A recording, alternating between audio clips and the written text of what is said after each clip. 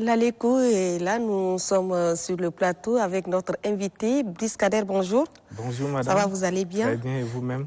Ça va, tout va bien. Merci. Et bienvenue à l'émission L'Aléco. Merci. Avec vous, il sera question de parler de la mission assignée ainsi que les objectifs du projet Trace Building.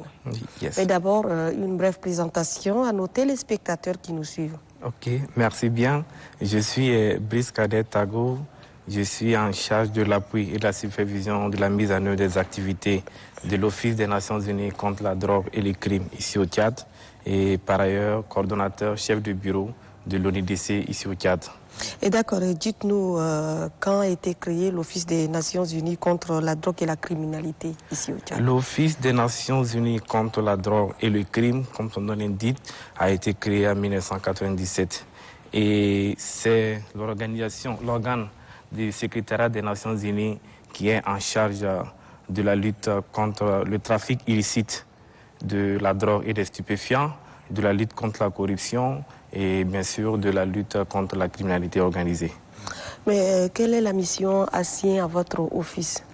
Les mandats qui sont assignés à notre organisation sont entre autres la lutte contre, comme je le disais auparavant, le trafic illicite de tout ce qui est drogue et stupéfiants, la lutte contre la criminalité organisée, la prévention et la lutte contre le terrorisme, la lutte contre la corruption et l'appui à la justice pénale. Eh bien, dites-nous, qui est habilité à être dans l'Office des Nationaux ou bien vous faites appel à d'autres pays pour vous aider dans l'accomplissement de cette mission? Et ici, le bureau fait partie des agences qui sont représentées, des agences des Nations Unies sous la coordination de Madame la coordinatrice résidente, mais aussi répond du bureau régional qui est basé à Dakar, qui couvre l'Afrique de l'Ouest et l'Afrique centrale. Donc du coup, pour ce qui est du Tchad, nous travaillons avec des collègues qui sont ici, des nationaux, mais aussi nos collègues qui sont dans les autres pays tels que Dakar, tels que le siège à Vienne. Parce que vous parlez également du projet Trace Building. C'est quoi Trace Building? Trace Building, de sa définition en anglais, le renforcement de la confiance entre population, forces de sécurité intérieure et acteurs de la justice. Donc c'est une initiative qui s'inscrit dans le cadre d'un projet régional de l'ONUDC pour le Sahel. Et c'est un projet qui a pour objectif premier de renforcer, de rétablir le contact, de restaurer bien sûr la confiance entre les populations, les forces de sécurité intérieure et les acteurs de la justice. Deuxièmement, de prévenir l'action des groupes criminels, des groupes terroristes. Et enfin, de faciliter l'implication des populations dans tout ce qui est lutte contre les fléaux qui minent la société tchadienne. Voilà, et c'est un projet qui a été lancé ici même à l'ONAMA en décembre 2022 en présence des ministres de la Sécurité, celui de la Réconciliation et du ministère de la Justice. Et c'est un projet qui est participatif, qui a réuni au cours de son atelier les acteurs de la justice, les forces de sécurité intérieure et les populations, y compris les autorités coutumières et religieuses et la presse. Mais est-ce que vous confirmez qu'il y a vraiment la cohabitation entre la population et les forces de sécurité, puisqu'on remarque également qu'il y a un climat de méfiance entre la population et les hommes en tri? Des études plus récentes ont démontré que le déficit de confiance qui est l'un, bien sûr, des facteurs principaux et qui impacte du moins l'instabilité politique, l'insécurité et le recrutement des groupes terroristes. Donc, et les jeunes sont les plus touchés par ces fléaux. Et ici au Tchad, comme vous le savez, depuis plusieurs décennies, on a constaté une crise de la confiance, on a constaté le manque d'une parfaite collaboration et l'absence surtout d'un dialogue franc et sincère. Et c'est dans ce sens qu'on voit que les responsabilités sont partagées. Et voilà pourquoi ce projet vient, d'une part, réorganiser, appuyer le gouvernement qui est déjà dans une lancée de ce reconquête de la confiance et impliquer tous les acteurs pour la reconquête, bien sûr, de cette confiance entre des acteurs clés pour un processus de paix et de sécurité. Mais vous, en tant que coordonnateur, qu'est-ce qui peut causer cela? puisqu'ils sont les forces de l'ordre et la population sont appelés à cohabiter. Mais du coup, il y a un climat de méfiance, voilà, chacun de son côté. Qu'est-ce qui peut causer cela? Et vous, en tant que coordonnateur du projet Transbuilding, est-ce qu'avez-vous vraiment des initiatives à permettre à mettre ces personnes-là dans le même panier, leur parler pour que désormais qu'il n'y ait pas de couac? Et comme je le disais, les responsabilités sont partagées. C'est d'ailleurs la raison pour laquelle on a réuni tous ces acteurs-là au cours de l'atelier pour discuter. Et les solutions sont venues, bien sûr, de ces acteurs. Et le manque de formation, le manque d'information surtout de la part des populations, parce qu'il faut le dire, parce que quand on n'est pas informé, quand on n'est pas formé, on accuse d'autres. Le manque de professionnalisme, la mise à jour de tout ce qui est capacité, tout ce qui est compétence, sont tous des facteurs qui contribuent à cette méfiance. Du coup, les initiatives que nous allons mettre en place, c'est des émissions radio et télé, des formations, des sensibilisations. Et l'UNAMA est l'un de nos acteurs clés pour la mise en place, bien sûr, de ces émissions qui vont permettre de sensibiliser, de former et tous ces acteurs pour la réussite, bien sûr, de cette reconquête de la confiance. الطريقة العمل حقهم يعني هي مدام كونتر المخدرات والجريمة ده جايش ياخذهم كيف جاي ياخذهم عشان الشيء ده يقع ما فيه كيف جاي ياخذهم. Voilà, la question de mon collègue ici est de savoir comment faites-vous pour qu'il n'y ait pas désormais ce climat de méfiance ou encore la criminalité et la drogue. Est-ce que vous déjà, de votre côté, vous avez réussi à mettre sur pied une politique pour pouvoir contrecarrer cela? Ok. Vous savez, l'ONUDC, son objectif premier, c'est d'assister les États membres à atteindre leurs objectifs de paix et de justice pour tous. Donc du coup, on le fait par plusieurs manières, à travers d'abord la mise en œuvre des projets, des initiatives dans le pays, oui, et à travers aussi les recherches que nous menons, que nous publions, mais aussi à travers les conventions dont nous aidons les États à signer et à mettre en œuvre. Et le projet Transbuilding qui a été expérimenté dans les 4 autres pays du Sahel, tels que le Burkina, le Mali, le Niger et la Mauritanie, oui, a eu ses résultats.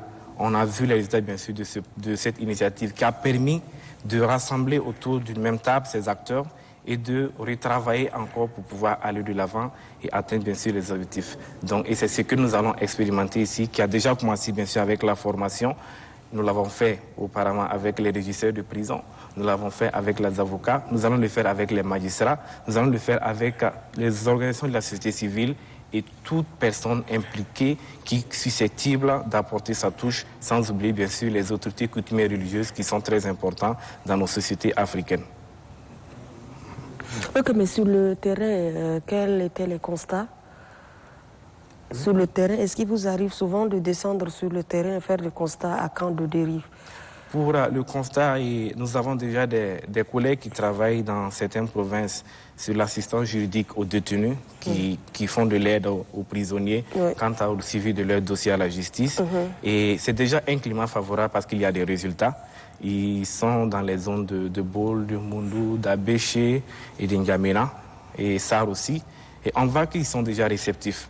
Et quant à l'implication des populations, c'est plus facile pour eux parce que ça dépend de la manière dont vous abordez l'un ou l'autre personne. Ouais. Et ce climat social est très important quand on veut vraiment revenir à un climat un peu plus général de cohésion sociale.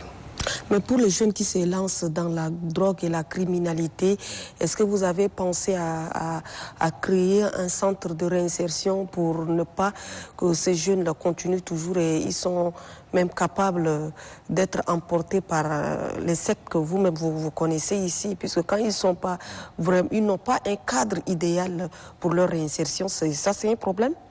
Dans nos actions futures, vu que nous travaillons déjà avec l'Office national de lutte contre la drogue et le terrorisme ici, et dans nos actions futures, et bien sûr, je l'espère bien, c'est de pouvoir mettre en place, bien sûr, un centre de réinsertion qui est souvent manque à certains pays, parce qu'on a souvent tendance à prendre le consommateur de drogue comme surtout un criminel, mais aussi il peut être considéré aussi comme victime, comme malade, qu'il faut accompagner. Donc je pense qu'en accompagnant bien sûr le gouvernement, nous allons dans les actions futures bien sûr penser à de tels projets qui seront bénéfiques pour la population tchadienne. السيد المنسق ماريلا ممكن تترجم يعني العمل في كات مع البلدان الآخرة كيف يعني لقوتوا كيف العمل؟ Voilà, mon confrère vous demande, est-ce qu'il vous est arrivé de faire vraiment la différence entre vos activités menées ici au Tchad par rapport à d'autres pays? Et le bureau de l'UNDC au Tchad est un bureau qui est un peu jeune. Et je pense que nous faisons de notre mieux pour essayer de rattraper les autres pays. Et je pense que mes collègues et mes superviseurs, à partir de Dakar et à partir de Vienne, travaillent vraiment pour réorienter les actions, avoir une vision plus grande pour l'Afrique centrale, mais pour le Tchad en particulier. Je pense que le besoin y est et ils vont y travailler, bien sûr, en collaboration avec le gouvernement. D'accord. Vous avez relevé tout à l'heure un point important par rapport à la réinsertion de jeunes qui se lancent dans la drogue et la criminalité. Vous dites parfois que ces jeunes ils sont peut-être malades ou c'est pas des pesanteurs sociaux qu'ils se sont lancés.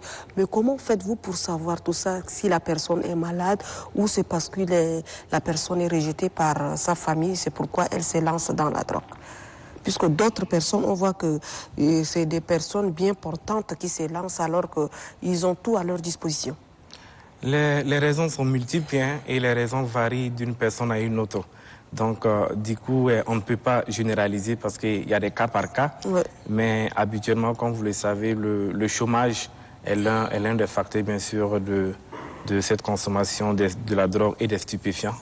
Et aussi, les pesanteurs sociaux, les problèmes culturels, les problèmes sociaux dans la famille, tout ça impacte et contribue bien sûr à la jeunesse, du moins ça pousse la jeunesse à se lancer dans ces flots qui est négatif, du moins qui sont négatifs pour eux. Donc, comme je le disais, les raisons sont multiples et c'est pour ça qu'on a toute une section qui est dédiée à la drogue à Dakar, qui couvre l'Afrique de l'Ouest et l'Afrique centrale. Du coup, quand des projets pareils ou des initiatives pareilles arrivent, et c'est un travail d'équipe qui se fait, et avec bien sûr l'appui des autorités locales, parce qu'il le faut, on ne peut jamais faire quelque chose pour une personne sans impliquer la personne. Donc c'est important que les initiatives, les propositions de solutions viennent même par le pays et l'UNDC vient en accompagnement. D'accord. جميل. السيد المنسق في مكتبكم المعني بالمخدرات والجريمة، يعني معني بالمخدرات والجريمة. الآن أنت ذكرت لنا شيء كثير عن المخدرات، فالجريمة ماذا تقصدون بالجريمة؟ الجريمة أنت تقصدون ده؟ Sa question est de savoir, vous parlez de la drogue et la criminalité, mais quel genre de criminalité vous jugez? C'est ça. La criminalité, elle est grande. Quand on parle de criminalité organisée ou transnationale organisée, ça implique les questions de terrorisme, les questions de groupes armés, les questions de trafic de migrants, les questions de traite de personnes. Vous voyez, dans les questions de blanchiment de capitaux, tout cela. Et surtout les questions de terrorisme qui sont un peu transfrontaliers. Donc tout cela font partie de la grande famille de la criminalité dont nous appuyons les États à lutter contre. Monsieur Kader Brice, vous êtes le coordonnateur de l'Office des Nations Unies contre la drogue et la criminalité. Quels sont les résultats attendus sur le terrain, surtout que vous avez évoqué des raisons qui vous ont poussé à accompagner certaines organisations? Donc de votre côté, vous attendez sûrement un résultat? D'ores et déjà, pour les deux initiatives que nous mettons en œuvre avec l'appui, bien sûr, de nos collègues, nous avons des initiatives telles que, comme je le disais auparavant, l'assistance juridique aux détenus, le projet, l'initiative Trust Building, qui vise à renforcer, bien sûr, la confiance. Il y a aussi nos collègues qui travaillent sur les questions de lutte contre la corruption, aussi des collègues qui luttent sur les questions de trafic de migrants et de traite de personnes. Donc, c'est l'un et l'autre des initiatives déjà engagées sur le terrain et qui nous espérons aller encore de l'avant, ajouter encore d'autres initiatives qui vont bien sûr répondre aux besoins des populations tchadiennes, mais surtout de la feuille de route du gouvernement tchadien. Mais pour les détenus des crimes ou encore de la drogue qui sont dans des prisons, est-ce qu'il vous arrive souvent de descendre sur le terrain et s'enquérir de leurs conditions de détention, puisqu'il y a certains prisonniers qui déplorent la condition dans laquelle ils sont traités? Nous, pour notre part, nous assistons, comme je disais, de manière juridique les détenus pour que voilà, les dossiers puissent avancer. Comme vous le savez, c'est un problème qui est général un peu à l'Afrique, la surpopulation carcérale. Et c'est juste ça, notre contribution, d'assister ces détenus et de rendre, bien sûr, acquis de droit, bien sûr, nos partenaires qui sont le ministère de la Justice, avec qui nous échangeons beaucoup. Et le ministère de la Sécurité, c'est tout. Donc, pour l'ONUDC, c'est un accompagnement. Et s'il y a des difficultés, nous les relevons, nous les transmettons au ministère de la Justice. فقلت في ضد المخدرات والجريمة ده استهدفت الماجستراء ورجال الشيوخ التقليديين ففي الرشوة ده استهدفت ياتو دول المعنيين ضد الرشوة اللي تتناولوا فوق. Voilà, et il demande, vous avez travaillé avec les forces de l'ordre, les magistrats et les leaders religieux, mais il demande qui est à l'origine de tous ces conflits. Comme je le disais, la responsabilité est partagée. Non, c'est pas ça. Oui. الكوربسيون قد تخدموا في الكوربسيون ده. هناك قلت نادوتوا الشيوخ التقليديين نادوتوا الماجستراء عشان تسولهم فورماسيون وما يخدموا ما ليه يوقوا الناس عشان الجريمه ولا يتوقع ما فيه وفي الرشوه قد تخدموا ما يتدون. Voilà, il demande, je comprends maintenant, il disait que vous avez travaillé avec les leaders religieux, les magistrats et les hommes de sécurité. Et il parle, mais pour le cas de la corruption, vous travaillez avec lesquels? Pour le cas de la corruption, nos collègues en charge de la corruption travaillent bien sûr avec le ministère de la Justice. Toujours. Avec le ministère de la Sécurité. Voilà, ce sont avec les organisations de la société civile qui luttent contre la corruption. Donc vous voyez que c'est encore tous ces mêmes acteurs qui sont impliqués et qu'il faut en prendre en compte. Quand on veut lutter quelque chose, ce n'est pas uniquement les autorités qui sont en charge d'application de la loi. Il faut impliquer les populations qui sont aussi importantes, qui souvent aussi ont leur part de responsabilité, même si on ne le dit pas souvent. Donc, c'est un travail d'équipe et c'est un travail général. Et il faut toucher toute personne. Et voilà, merci Kader Brice. Vous, en tant que jeune, vous êtes le coordonnateur d'un grand projet. Avez-vous un message à l'endroit de ce jeune qui se laisse facilement enrôler dans ce système? Je vais juste, pour ma part, conseiller tous les jeunes à ne pas céder à la facilité. Voilà, c'est l'une des raisons de ne pas céder à la facilité et d'être persévérant. Et la dernière chose, c'est l'espoir. Quand on perd l'espoir, on a tout perdu. Donc, ce sont les 3 conseils que j'ai à donner à mes frères et bien sûr à la jeunesse. C'est pas seulement les jeunes garçons, mais surtout les femmes. Il y a des femmes aussi qui se lancent facilement dans la drogue. Bien sûr. On ne parle pas de jeunes sans parler de femmes. Elles sont d'ailleurs en première position. D'accord, monsieur Brice Kader, merci. Merci à vous. C'est un plaisir pour nous d'échanger avec vous tout ce matin. Merci. Plein succès dans votre mission. On sait que ce n'est pas facile, mais en tant que jeune, vous allez serrer la ceinture et ça va passer. Je dirais merci à vous, merci aux téléspectateurs, merci à la direction de l'ONAMA qui nous appuie fortement. Merci aux différents ministères qui nous appuient, tels que le ministère de la Sécurité, le ministère de la Justice. Et je dirais aussi merci au Royaume de la Norvège qui nous appuie pour cette initiative. Et merci surtout aux organisations de la société civile et aux autorités coutumières et religieuses qui nous appuient pour cette initiative de Trust Building dont j'en suis sûr qui va perdurer même si l'ONUDC venait à arrêter ses activités. C'est une chose qu'on lance dans l'intention pour nous que la partie nationale se l'approprie et voilà pour qu'il y ait plus d'impact. Merci. Merci à vous et merci. Merci.